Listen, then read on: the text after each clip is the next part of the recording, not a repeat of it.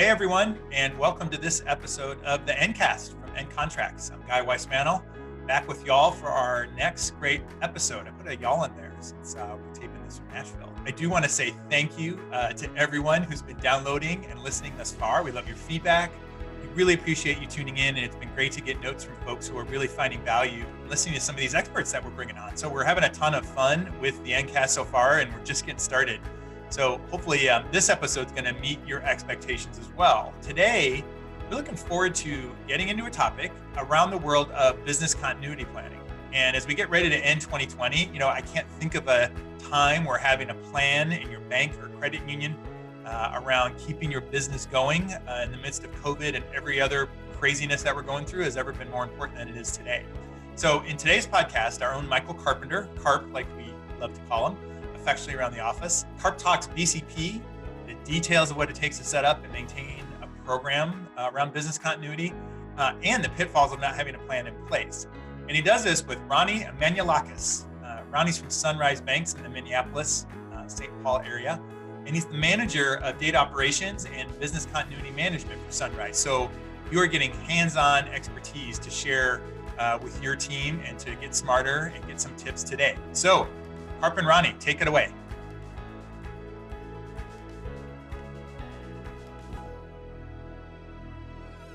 Ronnie, I can't believe 2020 coming to an end, but what a year to be a risk practitioner with a focus on BCM, right? Business recovery with all of the stuff going on, right? Yeah, it's been a wild ride to say the least, I guess. Well, that's why it's really appropriate that we have you here, and thanks for taking the time, Ronnie, to spend with us. I've got a couple questions put together, but I'm sure we'll have some other questions that kind of come from your responses. But very first, of course, we all can know so much looking at your LinkedIn profile, which I did again today, right? I did it after I met you first a long time ago, and I did it again today. And you've been working in the field of project management, identification of best efforts in recovery. But from what tell us what LinkedIn can't tell us in your profile, how did you get into business continuity management, business continuity recovery, or BCP? Well, so I'm originally from Sweden, and we have a saying in Sweden that sometimes when you step on a peel of banana, you just slide into something else, and that's kind of what happened really here. We had a change of management in our organization as it pertains to the BCM program, or as it was called back in the days, the BCP program. And essentially, I was asked to step into the role, and it's a role that requires a lot of attention to detail, and I believe that was one of the driving forces behind giving me the reins of our program. And I should add that I kind of already had some knowledge about BCP at Sunrise Banks from my tenure as a third-party risk manager, because in that role, it was kind of natural that I was part of the BCP committee because of the vendor aspect of business continuity. So I had been at the BCP committee for about three and a half years before I took over this program. So it was in many ways a kind of a natural fit. But by no ways was I prepared for it, especially not a pandemic a month later. So since I took over this program in January of this year. So yeah, it's been a ride. You learn sometimes the best when you go in through forged by fire almost, right? I mean, yeah, you really learn so much. There was never a question of, should I really do this? Just go in and have fun, I guess. That's a good way to put it, Ronnie. So, attention to detail, that's kind of like who you are. That's really what you brought. And like you said, that the vendor management side of things, such a strong overlap. And you definitely have to make sure that they're prepared. So, take that understanding to yourself. But with all that understanding, what would still be the hardest part of the job that you've identified so far in this forged by fire time period? I would say two things. The first one would be that, you have to track everything that's going on in the bank, every single business function, every interdependency, and how they relate to each other and how they relate to the IT side of things and how does the IT work. And so it's not enough just to inventory everything. We also need to analyze the business and IT functions along with all their interdependencies. And but you also need to kind of track the changes that could impact these functions over time. So we recently completed our BIA, which was a massive effort, but that's a point in time. That's how the organization looks right now. And you know, as I've been doing kind of my research, you know, through in the industry, it constantly strikes me that people update their stuff once a year, and I don't necessarily subscribe to that idea. I think we need to be on our BCP plans. We need to be on our BIA. We need to be on everything constantly, maybe even on a monthly basis, you know, because changes will happen, and some changes are minute, some changes we don't necessarily care of. Others are quite big. For instance, if you have an IT supporting function in-house or on-premise, and then once in a blue moon, you just decide, you know what, we're going to go cloud. So then you move from on-premise to cloud. Well, that's going to affect your entire BIA. So there's a lot of those things that you kind of need to understand and be on top of. And I think that's a very challenging task indeed. The other piece I would say is designing an effective testing program and kind of getting the buy-in from the participants. And in this case, the participants I'm thinking of are all the business lines, IT, and everybody who doesn't work in BCP essentially, you know, to get their buy-in. It's going to be a challenge in itself because it's not their daily bread and butter. They do other things. They're hired to do things that is not BCP related at all, but it is. And sometimes they don't know that.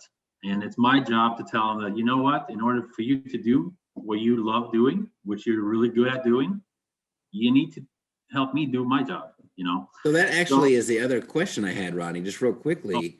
It seems like you might have answered my other question, and we're going to go back to this, but what do you like most about the job? You smiled, you lit up when you talked about getting people to understand what they're already doing to address this thing that they thought, like, I don't even do that. I don't even like that. So if you want to expand on that. Yeah, my answer to your question will be all the above, really. I live for challenges. Whenever I'm challenged, I like you said, I light up, I thrive. It's when something gets difficult, that's when it gets fun. Because in my mind, you know, it gives me a lot of opportunity to correct things, to do things differently, and to solve the problem, you know. I love building things. So managing a BCM or BCP program, I always go back and forth on that terminology, BCP, BCM. But managing a program like that requires a lot of building. You have a lot of moving pieces that you kind of need to kind of put together and build a program around. Build a program that is sustainable, that is scalable, that can follow the growth of the organization. And our organization is growing really fast. When I started at the bank 5 years ago, we were an $800-900 million bank in terms of assets. Now we're 1.3, 1.4 billion. So it's almost double the organization since I started. So you kind of have to have a program that is that can scale with the organization. And I love doing all that stuff. Yeah. And I also love the the contrast, I should say, between the business side and IT. In this role, it's imperative that you can speak and understand both business and IT, because it's very difficult to have a BCM program without a true disaster recovery program to kind of support it. We have that in many ways separated in our organization. So disaster recovery is managed and handled by the IT, but that needs to, I mean, those two programs are so intertwined, so it doesn't matter that IT manages it. I still need to understand it in detail in order to kind of do my role justice. So yeah, I think because I mean, I was going to say, I mean, you're feeding information to IT for their better, like their enablement, or even prioritization, right? What comes up first? Well, you did a lot of work to identify what that is, and they're going to benefit from it. Yeah. But it goes the other way around too. And this was something I realized which I should have seen, but I just didn't because I was so focused on building my stuff and then sending it over to IT. But it goes the other way around too. So for instance, we have a function at our bank that is very, very important. It has about 65% of our critical business functions rely on this IT function, right? And that IT function went down a few weeks ago. And so we had this kind of recovery, team that was working on it. And I realized that they don't know what is happening on the business side right now. And so a BIA typically is you start with your business, you analyze what they want, and then you go to IT and say, hey, can you deliver on this? That's really what it is. But that goes the other way around too. Like, okay, we just lost Navigator, which is a function of ours. How does that impact the business line? We need the IT need to know that as well, not just what the business line wants, but are we losing a bunch of functions on the business side right now? And they need to know that up front so that they can kind of work towards a more it's almost prioritized. It's almost independent. It's almost like you've built in. There's like an independence there that I'm going to give you information, but I'm going to give you additional information that supports the legitimacy of what I'm telling you. And then it's like that also then makes it easier probably in your budget process when you talk about resources and you talk about like single point of failure and big time. Like I got one asset that's doing so much. Like, do we spend the insurance to have the secondary, or can we get this up and running? Right? Yeah, it's a lot back and forth. I think the budget thing is kind of interesting because it's one of those things that what comes first, chicken or the egg, right? In order to get the full executive buy-in that you need in order to kind of make monetary investments, if you want, through a budget. It at least in our organization and from my perspective, I need to get the executive group to truly understand how important this is, right? And many of them already do, but it's a cultural thing. Have we had a BCP culture in the organization or not? That's what I think most people should ask themselves. Do we have that? Historically, we didn't necessarily have that, but we're working on that right now. And I think it's very important to kind of create that awareness throughout the organization. It's almost like creating a culture. And once you get to that point where the whole organization has a unified buy-in on the need for a BCM program, what does it do, and why does it help somebody in deposit services or loan operations? Like, why do they have to care about that? Once you get to that point, I think it makes it much easier to understand the need for investment and all those things. So it's kind of like you have to prove that you're important before you become important. Yeah, I mean, and that was actually one of my questions about board and management support and how did you get it? And it looks like, I mean, just real quickly, just to kind of regurgitate what I'm hearing here is that you got to make it about them, right? And making them understand like how it's valuable to them at a business unit level. And so I definitely want to get some more information on that, but I'm going to add another layer to that question, Ronnie, if I may. Yeah. The business continuity changed in November 2019, right? Nobody knew that we were going to have major problems and throw something else into the mix in 2019, but it almost does seem appropriate that in the business continuity management talks about changing what used to be siloed and separate, more of an island process into, as you think about what needs to be recovered, you have to be aligning it to your strategy, right? So can you expound and kind of mix together, how do you get board and management buy-in and support, and as it comes to BCM to identify what's critical and what's not, when everything is supposed to help strategy, how do you do that? How do you talk to the person that what you do isn't as important? Right. I mean, COVID did its own, I mean, everybody knows what happened. And so it kind of speaks for itself, right? Board members know as much as we know about the impact of COVID, right? So right there, you have sad to say, a good start because of COVID. Yep. Right. The needs there. Okay. Yeah. So it really, COVID put put the need, on the map, so to speak, right? But you need to do a lot more and realize that how do you support critical functions, or how do you make the critical functions support your strategy? And that connection seems logical, but if you don't make it, it's not there, because people don't walk around, in the organization doing, minding their own business, thinking, you know what, this is important because it supports a strategic initiative. They do it because they need to do it.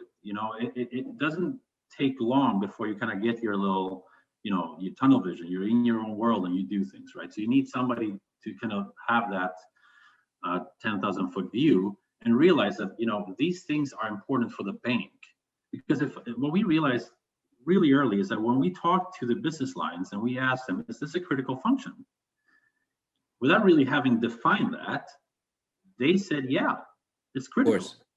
It's critical to them, and they're not wrong. It is critical to them, but that doesn't necessarily make it critical to the bank.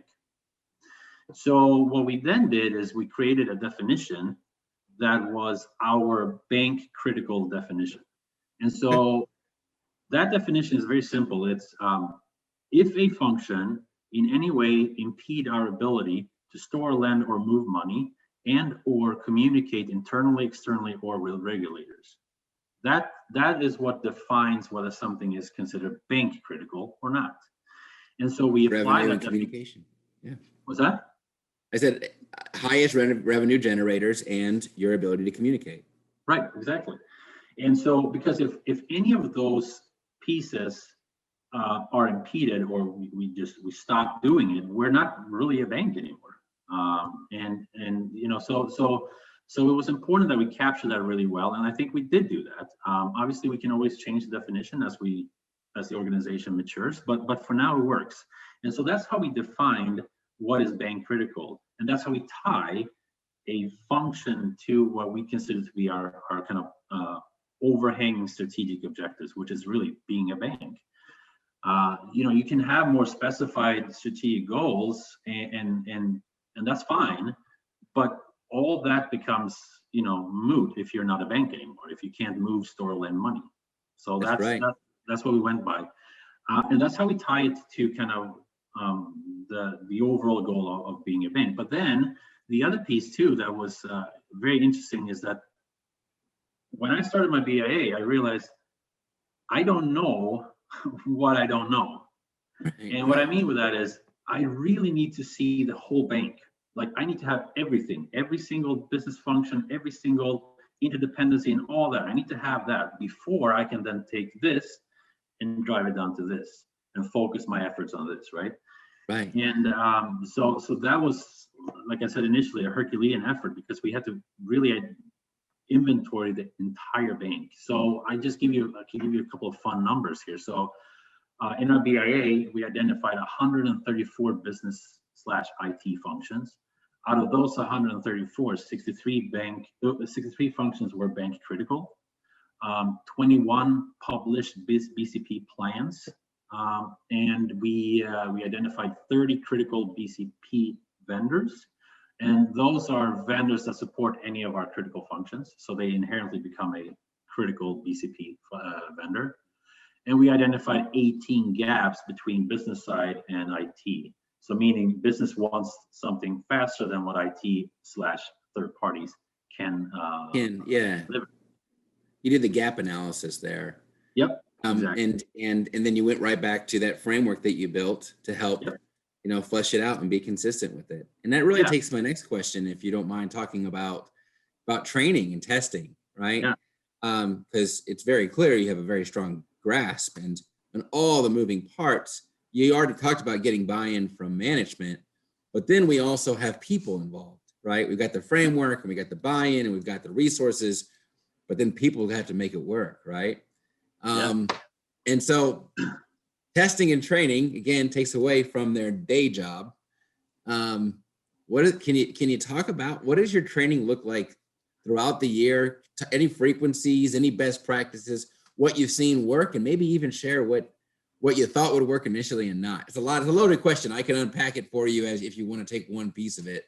It's frequency, It's what worked well, what didn't, and really it's how did you find time in any of them?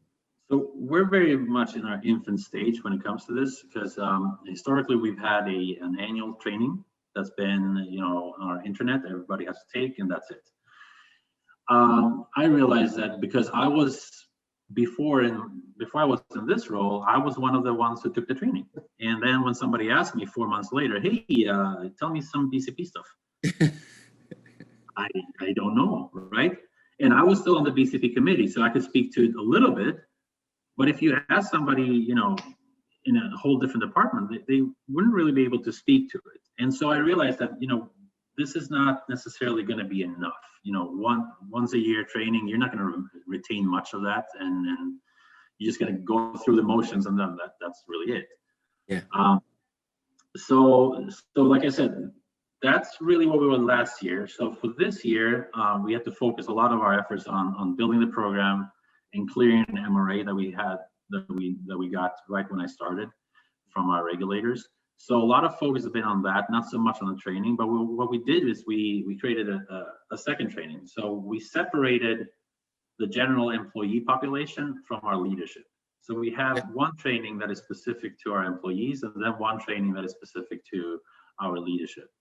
And so the difference between those training is that the one for our general employees, or general employee population, I would say, that one is geared towards more emergency procedures. So if something happens, you go over here, lock your door, things like that, or close your door.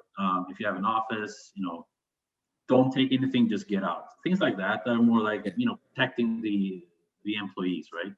Yeah. While the leader one is more geared towards BCP and BCM concepts, understanding the program. And why we did it that way is because the leaders are the ones that we interview for our BIA. So it's important that they understand what we're talking about when we have those interviews. So we kind of started to kind of create that awareness, as I talked about earlier, through our training modules. Now, again, it's annual, so it's not going to be well retained, not at least to my own standards. So what I'm doing right now is I'm building out what I call the awareness and testing program. So I'm actually taking testing and training, and I'm bringing it in under one umbrella, under one program, because I realized that, if I go to a business line and I say, hey, we're going to test your BCP plan here tomorrow. They're going to learn. Are you ready? What? No. Even if I give them a week, they're going to go, okay, so how do we do that? Well, I need to train you on that, right? Right. So, they're going to learn, exactly. Training and testing, they really go hand in hand. And so I brought them in under one umbrella. We're designing a whole program that is going to involve incident response training and testing, disaster recovery testing, and to some extent training. We're going to have, we have something called, I just drew a blank here. Safety captains. So safety captains is something that we've used for years. Essentially, they have a whistle and they have a yellow vest, and then they run drills, right? Like, oh, we have a tornado drill. So they just jump out of their seats and start whistling, and everybody go like, oh, what's going on? Now we have a test. Or as what we call it, a readiness exercise, essentially. Those are important. But what we're doing is we're actually taking the safety captain concept and we're expanding on it. We haven't landed on the details yet, but one thing I'm considering is maybe give them some CPR training. So they're more than just a safety captain. They're actually safety or more like a response unit in a way, right? Yeah. In the military, we had combat lifesavers. They weren't medics, but they were in the squads that they could perform medical attention if necessary. Yes, that's the same approach we're taking here. And for that, you're going to need some training, and you're going to need some testing or readiness exercising, as I call it, for those people. So I think we have a lot of cool things coming in under that umbrella, and I just think it's going to be important that we take it to the next level, and that is going to be in many ways how we kind of raise the awareness, how we create that long-term culture of BCM throughout the organization. Yeah, I tell you, I could see. I mean, it's your grasp on everything is so clear. You know, I mean, at the end of the day, it's consistency, and it takes somebody that is up to a challenge. You know, I wrote some things down, you know. Now when I think about you and I see you, I know that you love to create things, and you're always up for a challenge. I'd love to have a conversation about what it is you do on your personal time. We won't have time today. We're actually out of time. I could talk to you forever, but you're up for a challenge, and that's what you need, it sounds like. And you like working with people because you have to do it, right? In your role. You know, we are out of time, and I really appreciate everything. I appreciate you being part of the Ncontracts family. You know, it's great being able to work with you and talk to you. But thank you again, Ronnie, for everything. Thank you. Thanks. It's been fun. Okay, team, that wraps up another episode of the Ncast. If you like what you heard, we would really appreciate it if you'd leave us a review and let us know. And if you're not subscribed to the podcast, you can do so on your favorite podcasting platform. And if you're looking for more resources on business continuity planning, we've got an entire resource center set up for you today right on ncontracts.com that you can check out.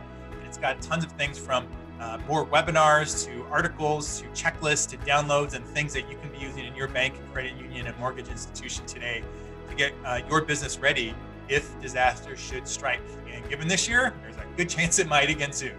Thanks for listening, everybody, and we will talk to you next week.